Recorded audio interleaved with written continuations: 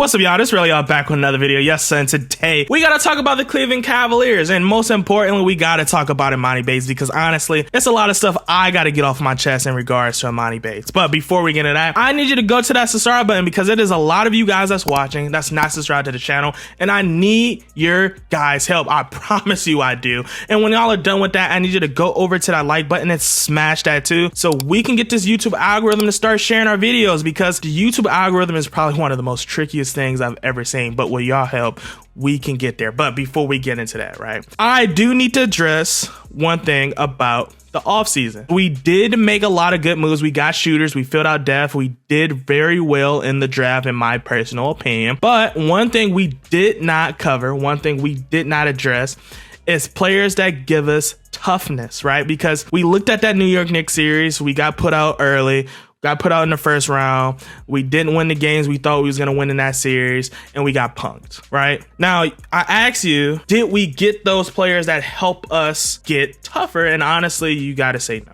We kind of lost one in Lamar Stevens. We didn't cover those bases. We got shooters like Max Strus. We got some players that's going to help us shoot the ball, space the floor, and improve our offense, right? Which is something that did lack throughout the season. Sometimes our offense was suspect, even though we have players like Donovan Mitchell and Darius Garland. Just our offense got suspect, and especially in the playoff, our offense got really suspect. You know what I'm saying? We still got to address who's going to give us that mental toughness. Now, we're probably going to address that throughout the season. I feel like the buyout market is probably something that's going to be favorable for the Cavs. We are probably going to make maybe 3 or 4 decent trades throughout the season. But I do think Kobe Altman is aware that we have to still address that, right? The second problem is when you look at the Summer League, especially because we won the Summer League championship, you realize we got a lot of young talent that we have been stashing and we've drafted currently that are very, very, very, very good, who can be on the rotation right now, right?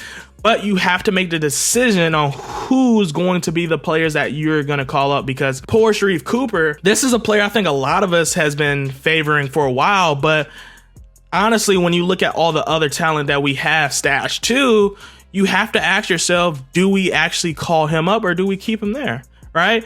And then, of course, you got Emoni Bates. You had you have a lot of other players. I don't know why I just went blank a little bit, but you have a lot of players to where you have a good choice, a good decision of players you can really kind of choose from, right? Now, when I watched the Summer League, it was talent that I would really want to call up, like Sam Merrill. He in the Summer League championship was a sniper. Like, that dude, to me, reminded me of Trae Young. I got some backlash because I was on a podcast and said the same thing, but he's a player we would need. Yes, he is a smaller player, but three-pointing wise, just his confidence in creating a shot, that's impeccable. You know what I'm saying? That is really impeccable. But also, because I do have to talk about Emoni Bates as well, right?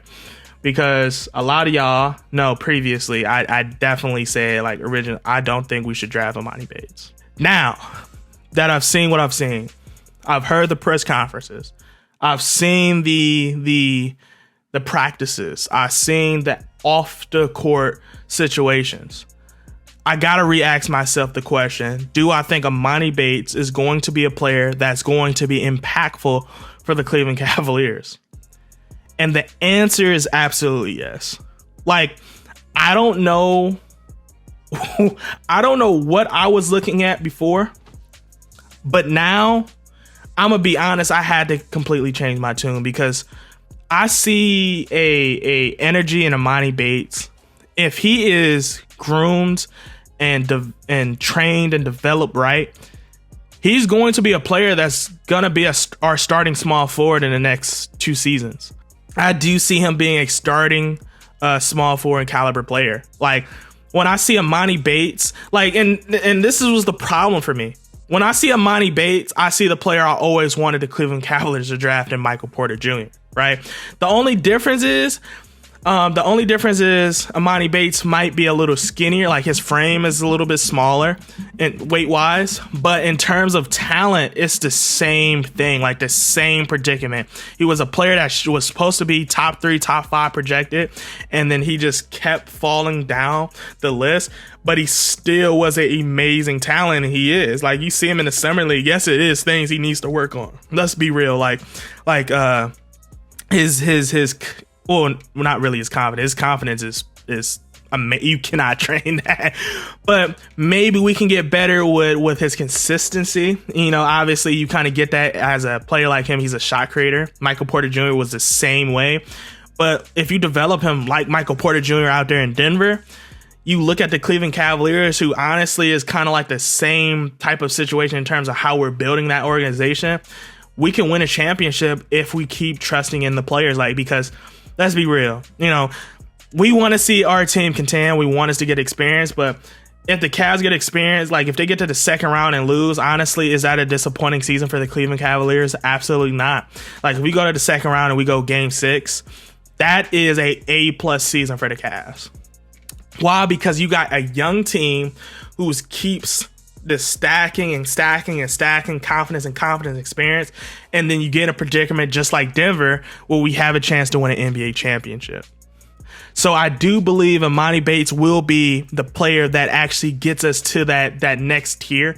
Honestly, I think he is going to be that pillar, and Kobe Altman, he got an A+ for that draft, honestly, because let's be real, like, he not only did he get exactly the position we needed, but he got a gem so bright, like a gem so lustrous.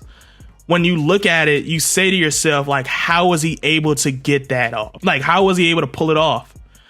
And I gotta applaud Kobe Altman, in my personal opinion. But down in the comments, let me know.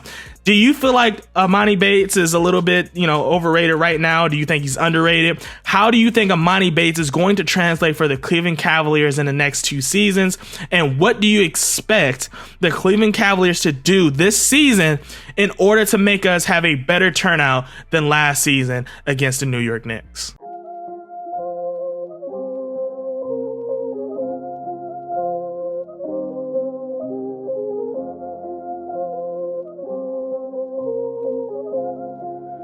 That's Atlantis with that money.